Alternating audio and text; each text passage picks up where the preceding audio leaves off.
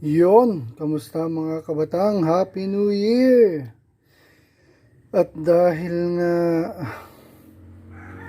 ilang araw tayong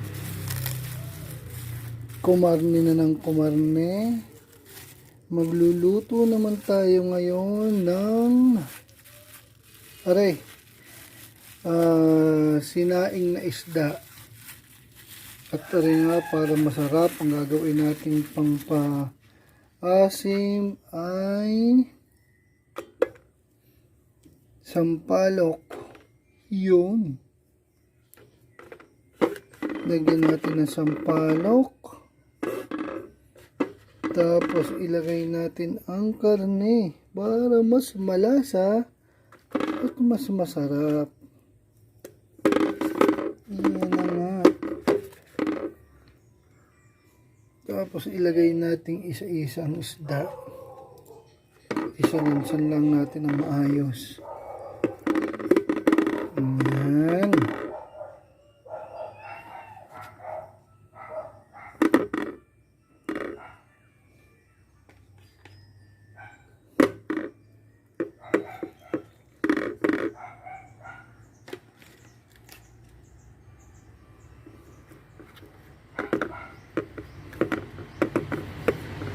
Malinis po ang kamay ko. Kanina po ako naghugas kaya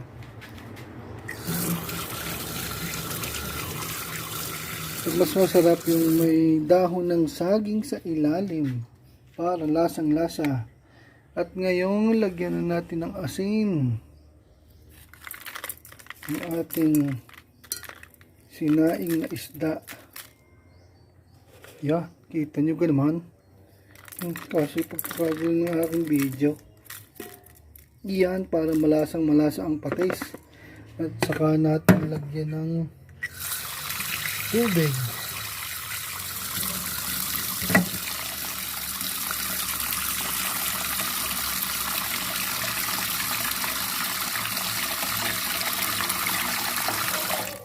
Kayo nang bahalang tumansya ng tubig para depende sa gusto nyong dami ng patis.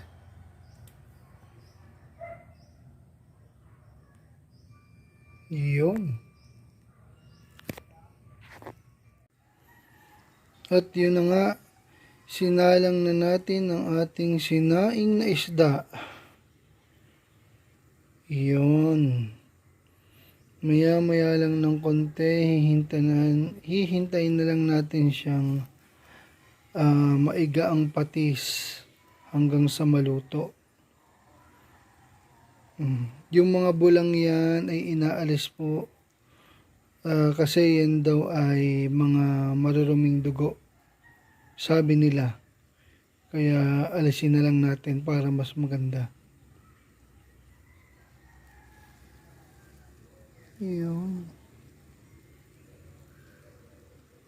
Tapos may gulay na bulang lang o kaya ka Diyos, panalong panalo.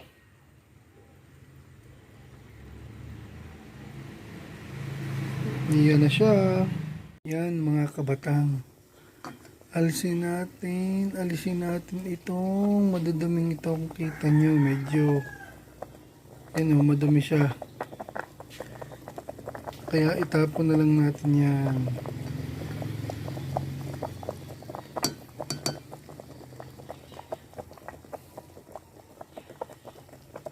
Yung mga bula-bulang yan.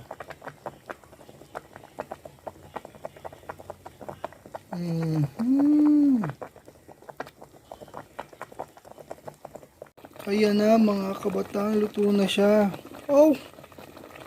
Kita nyo yung taba, yan ang masarap dyan. Tsaka yung igang patis na yan ang nagpapasarap sa ating sinaing na isda. Kainaman. Ang sarap. Ang taba melts in your mouth. Ayos.